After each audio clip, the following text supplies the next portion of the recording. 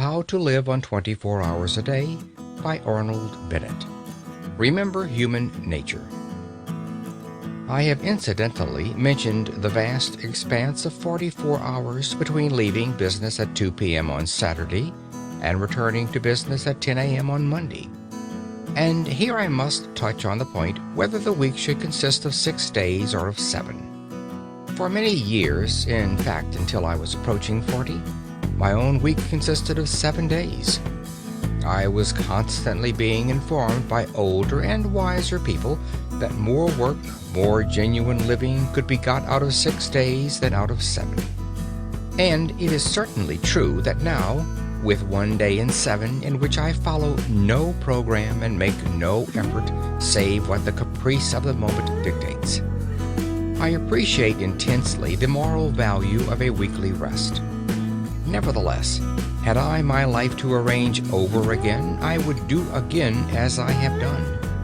Only those who have lived at the full stretch 7 days a week for a long time can appreciate the full beauty of a regular, recurring idleness. Moreover, I am aging, and it is a question of age. In cases of abounding youth and exceptional energy and desire for effort, I should say unhesitatingly, keep going day in, day out. But in the average case, I should say, confine your formal program, super program I mean, to 6 days a week. If you find yourself wishing to extend it, but only in proportion to your wish, and count the time extra as a windfall, not as regular income, so that you can return to a 6-day program without the sensation of being poorer, of being a backslider. Let us now see where we stand.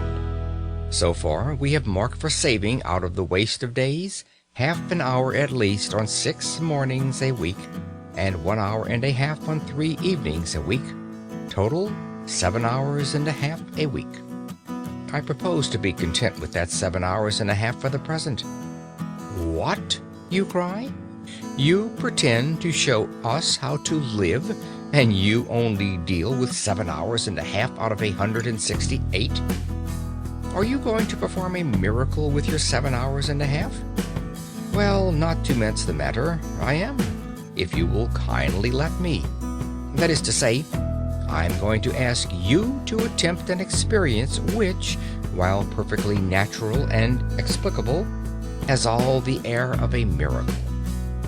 My contention is that the full use of those 7.5 hours will quicken the whole life of the week, add zest to it, and increase the interest which you feel in even the most banal occupations. You practice physical exercises for a mere 10 minutes morning and evening, and yet you are not astonished when your physical health and strength are beneficially affected every hour of the day, and your whole physical outlook changed. Why should you be astonished that an average of over an hour a day given to the mind should permanently and completely enliven the whole activity of the mind? More time might assuredly be given to the cultivation of oneself, and in proportion as the time was longer, the results would be greater. But I prefer to begin with what looks like a trifling effort. It is not really a trifling effort, as those will discover who have yet to essay it. To clear even 7 hours and a half from the jungle is passably difficult, for some sacrifice has to be made. One may have spent one's time badly, but one did spend it. One did do something with it, however ill-advised that something may have been. To do something else means a change of habits. And habits are the very dickens to change. Further, any change, even a change for the better, is always accompanied by drawbacks and discomforts. If you imagine that you will be able to devote 7 hours and a half a week to serious, continuous effort and still live your old life, you are mistaken. I repeat that some sacrifice and an immense deal of volition will be necessary. And it is because I know the difficulty, It is because I know the almost disastrous effect of failure in such an enterprise that I earnestly advise a very humble beginning. You must safeguard your self-respect. Self-respect is at the root of all purposefulness, and a failure in an enterprise deliberately planned deals a desperate wound at one's self-respect.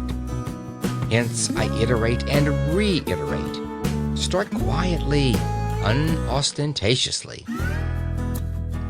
When you have conscientiously given 7 hours and a half a week to the cultivation of your vitality for 3 months, then you may begin to sing louder and tell yourself what wondrous things you are capable of doing.